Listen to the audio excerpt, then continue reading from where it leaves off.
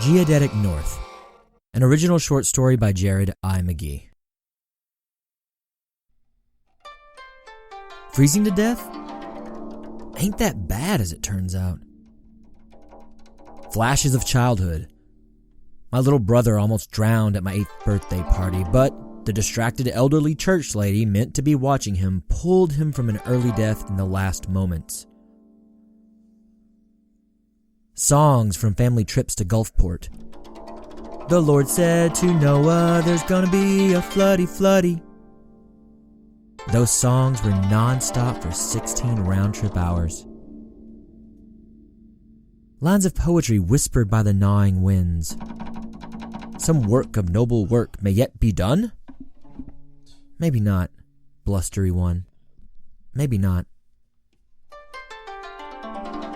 Wave after wave of comforting hallucination born of a web of memories and unrealized dreams. From hypothetical alternate degree paths to weddings wished for but never come to be. As the cold takes hold, I feel nothing but happiness.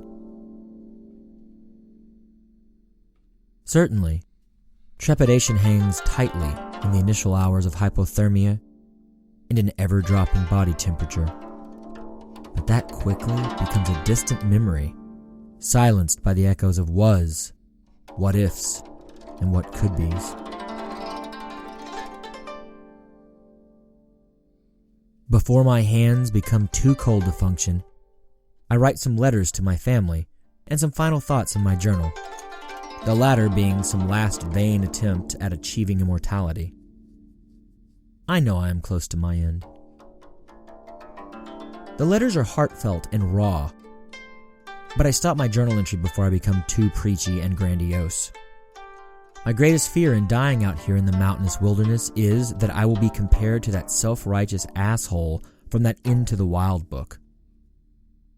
The last thing I need is to live on as some derivation of that guy.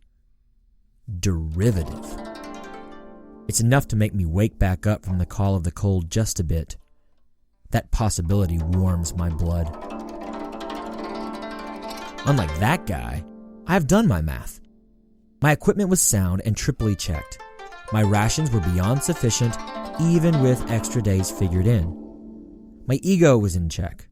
All that and more sets me apart from the faux hero that I so loathed when reading his story as part of honors college at UCA. I'm not an expert, don't get me wrong, but I certainly prepared in far more diligent fashion than he did. Yet, here I am. My breath catching and crystallizing in my beard, my hours more than numbered here on this earth. For all my decrying the Into the Wild guy, I am meeting an all but identical fate with just a handful of different details in place. One comfort, if you can call it that, is that I actually know what I did wrong. 2 words, and 2 words alone. Geodetic North. Like most people, I had no idea what the term meant when I went out into the wilds of Alaska. Now, though, I certainly can recall what little I learned about it in my year of Cub Scouts and my entire life of being an outdoorsy Southern boy. As it turns out, Geodetic North and Magnetic North are not one and the same. Magnetic North is what I have always been taught to go off of, always trusting my compass to lead me truly through the unknown terrain, land and sea. Geodetic North, sometimes called True North, is different by what smarter people than me call arc seconds. Some small measurement involving angles. On top of all that, I learned but clearly forgot or compartmentalized years ago the concept of grid north. Geodetic, magnetic, celestial, astronomical grid, so much to remember for one little axis and where to go when out exploring our world. The real kick in the pants? Even with all these varying measurements and directional concepts, one can still be off because gravity can be just a bit different in variant localities. Yikes, right? So what does this have to do with me passing away in cold and alone? 1 degree here, 1 degree there, out in the wild places of Earth. Such an error can lead an intrepid explorer into dire circumstances. They can miss a bridge, a pass, a trailhead that points in the direction of civilization and opportunities for medical or supply help. For all my planning, I let this detail slip. I mixed up geodetic and magnetic and grid north, mixing and mashing my calculations and plans into a morass of conflicting information that I'd written off as being accurate to the nth degree. Honestly, I shouldn't be surprised. I gave up mathematics long ago, finding all the interesting classes in the humanities to overshadow and outshine the courses in math and science that I'd actually enjoyed up to that point. Even when I was a calculus fiend, I loathed geometry, something that was not lost on me as I did my planning and measuring for this trip. Here I was, a subpar writer and editor, thinking he could take on the world. I should have known that my math skills would have diminished in the 15 years since I graduated high school. These thoughts really did bring that ounce of comfort, though it really is but an ounce. My thoughts, like my body, begin to slow. Words come to me, echoing in my mind, reminding me of how silly I have been to make this simple mistake. Latitude, longitude, stars, poles, axes, bus 142, celestial, 5-pointed, zenith, terminating, Thurbin, true, grid, edges, rectangle, square, parallel, perpendicular, magnetic, meridian, McCandless, geodetic.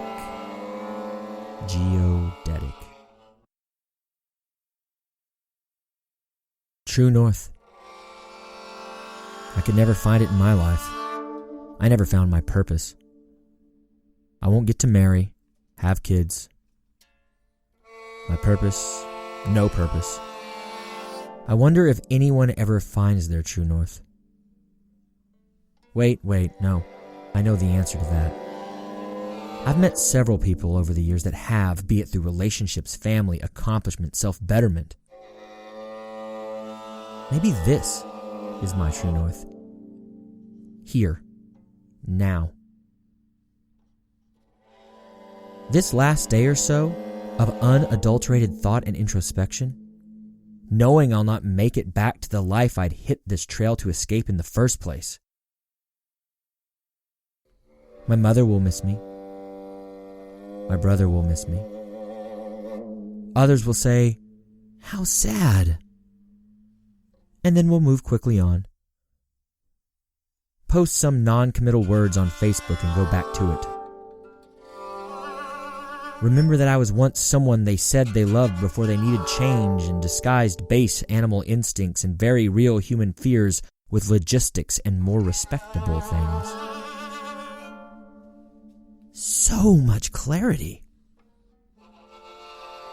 Maybe this is my true north. I realize I am not cold anymore.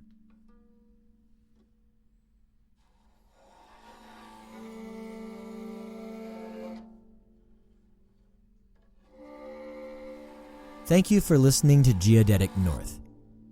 All sounds have been taken from freesound.org. And the track behind this story comes from user Puffermuffin. The track is being used under a CC0 1.0 public domain dedication license.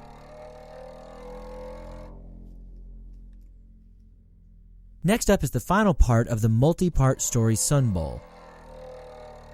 We'll end the miniseries this week with Part 5, The Smock. Stay tuned.